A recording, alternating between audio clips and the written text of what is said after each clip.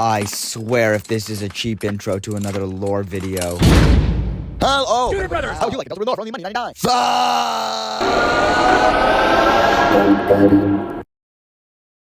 We're finally heading back into my favorite game of all time, Deltarune. Now, I have tons of videos of Deltarune on the back burner, and I would definitely like to start making more of these. So today I'm going to lay down the groundwork for one of my most popular theories.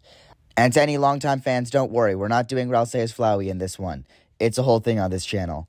But today, we're going to be talking about the Knight, and specifically, where it came from and what its whole deal in this story is. I'm hoping to cover all these topics eventually, and let's start off with the basics, just so we're all on the same page. So basically, dark worlds are created when somebody uses all the determination they have to open a dark fountain by stabbing the ground. From my understanding, they also have to have the intention to create a dark fountain. Now, as Rouse explains in Chapter 4, you know how when things get dark and like a chair in the corner of the room can look like a monster? Well, imagine if things get darker than that. You wouldn't see anything. But in this universe, it's very different. You get advanced darkness, and this allows those objects to actually become what you saw in the dark. The chair becomes the monster, everything like that. So if you create a dark world, you're basically creating an alternate reality where every single thing you stabbed with an object comes to life, which is very interesting, but also very confusing. So let's get into the Roaring Knight. Because, you see, any lightener can make a dark fountain, which is not good, because if you make too many dark fountains, this thing called the Roaring happens where the whole world is destroyed by titans. And I don't think anybody's too game for that idea. Okay, well, there are probably a few people, but the majority of people don't want to be killed by titans. But it's okay, because it's not like there's some insane person going around creating as many dark fountains as possible for the express intended purpose of creating the Roaring. Oh no.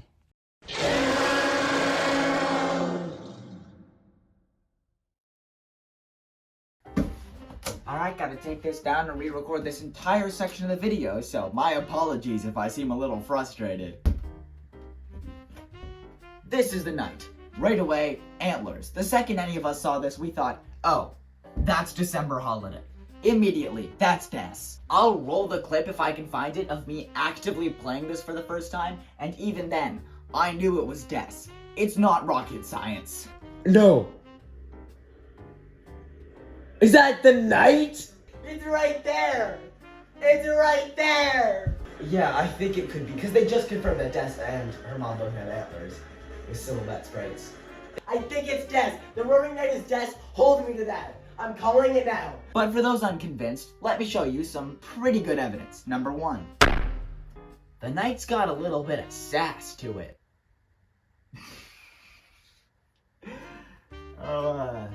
Sometimes one joke is all it takes to get right back into the swing of things. I think I'm doing better now. That's not how Papyrus would act, and that's definitely not how Carol would act, but also there's more accurate evidence, like the fact that it uses a wiffle bat as a weapon. Now, technically it's a sword, but look at that, that's a bat, and that paired with the fact that we got the song Raise Up Your Bat in the same chapter, come on, there's no way that's a coincidence. Additionally, December seemed to have antlers in her silhouette, which I guess we could have assumed by looking at Carol and Noelle and Rudy.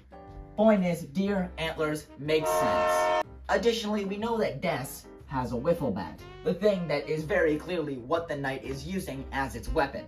Now, it is a wiffle bat, not a baseball bat. There is a difference. This is the kind of stuff you care about when you're part of the Deltarune community. Or not really community. I'd more compare it to one of those plague ships, but instead of all having scurvy, we all have the mental disease of being emotionally reliant on the little pixel animals. So that combined with all the evidence I just showed you in the animation segment that future you better finish on time, you don't have a lot of time to do it. Yeah, no, it's okay, we did it, I'm gonna put it after this segment, okay? There's more animation, I promise. Should provide a pretty convincing argument for why December is the Knight. But how on earth did December become the Knight? See, there's this mini-game that shows us this little black monster that mirrors Chris's movements. The fact that it's mirroring Chris's movements is going to be a whole narrative thing about freedom and the repetition of the same events. That's a whole mess, and hopefully I'll do that in the next video. But for now, it's important to note that this little black monster is 100% Des. We know this because the sprite for it actually is a black deer. The deer only becomes the monster when a variable called Toriel is set to true. Little black deer becomes a big old black monster, and somehow Toriel is involved. This knight is goopy. I guess technically the word is droopy. Is it droopy or goopy or droop? The reason I'm being specific is because this sprite has this name, which implies that this is not a tear, but literal goo falling off of it. Almost like this isn't necessarily December per se.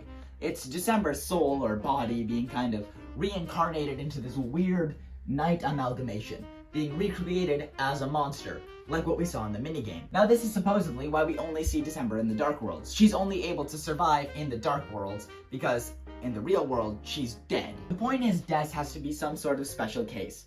Sure, she was black as a deer. Her fur was black. Please don't take these out of context. But she's very clearly a shadow monster of some kind. Somehow they're using the power of darker than dark in order to keep her alive. Now the main thing that I could think keeps December alive is, of course, determination. And that right there, yeah, that's when I officially went off the deep end. You see, at this point I started talking about insane stuff, and I don't think Toby Fox is actually this evil to have some sort of weird twist reveal where it turns out that Gaster was making Des the whole time. I mean, we saw what he did with Mike, right? This is just the Knight, a character that's probably going to be revealed to be Des, but there's not going to be anything too complicated with it. And I think that by trying to overcomplicate things, we're kind of missing the point, and the theorizing should be focused on other aspects. So let's just wait for live-action Me in the Past to figure out that he's actually being completely insane. I don't think they're the main point of the game. This game isn't intended for all the lore seekers. There's stuff in there for them, for sure. But think about where Toby Fox is coming from. He likes secrets, stuff that people can discover. He wouldn't add all of these cool details for the hardcore fans to find if they came back to the story in some way. I think while some of them definitely will, and others in more subtle ways, this story is a lot simpler than we're all trying to make it. Whether Des disappeared because of some tragic accident, or maybe just left, I think she found refuge in the Dark World, and now for whatever reason, is choosing to stay there. It's an escapism. That's most of the commentary of Deltarune, is the idea of escapism and not wanting to be responsible for your own decisions. And December is showing us exactly what that looks like when taken to the wrong extreme. I don't know. Maybe I just can't make sense of all of the little details and how they fit together, and I'm trying to find a way to get out of it. But honestly, I think Deltarune's a lot simpler than we think, and while we can speculate about the smaller, more fun details, all in all, I think the ending is gonna be pretty simple. Some bad thing happens in the prophecy, and there's tons of theories about it being the last Dark Fountain closing, maybe one of the characters dying. But I don't think, right at the end of the game, they're gonna interrupt this whole flow to go on about how this secret doctor was actually making determination monsters, which is a concept that no one's familiar with. So yeah, after all this time with my insane ramblings, I've realized that that is not the point. And while I will continue to do it for the funsies, I understand that now. I think what we're gonna see is December was either brought back to life or escaped to the Dark Worlds. It's now trying to make more, or is being influenced to do so by her mother. And therefore, Chris is helping with that because they feel bad for possibly being there when December was killed or went missing and not being able to do enough to stop it. Or maybe to escape their own decisions. Maybe they too want to create the Roaring just like Des to escape their own decisions. And that's why I'm not talking about evidence anymore. I'm going to be talking about the dream. Toby Fox based all of Deltarune off of a dream he had. And in the next video, I'm going to try and figure out exactly what that dream was. Will I be able to? Probably not. I'm not telekinetic. But by looking at more of the themes, the ideas, the inspiration, rather than random loose threads that we're treating too much like they're parts of a murder case and not part of a story. The way FNAF has taught me to look at stories and solving stories and lore is not gonna work for most games. And I think that's where I've been going wrong with Deltarune and Undertale this whole time. We need to solve them on a thematic basis. Get into his head and realize that Toby Fox isn't planning a grand twist. People are saying that Des can't be the knight. It's too obvious. Toby Fox is not trying to surprise the fandom. It's trying to make a good game. And I think that's how we have to look at Deltarune, from the perspective of how is he going to tell a good story. So thank you so much for watching this entire video. I know it was a bit insane, and I know you guys don't love the live action segments, but I think you enjoyed them somewhat. And once all my finals at school and everything are done, I should be able to get right back into fully animating these videos and hopefully releasing them a bit more often. So if you want to see that, please subscribe below and go check out my other Deltarune theories. I actually think I had some pretty good ones in there somewhere. So until next time, remember, I ran out of photos to use, so there's a cat in the background. Or I'll say it's Flowey, and this has been Tater Animations trying to do a YouTube video.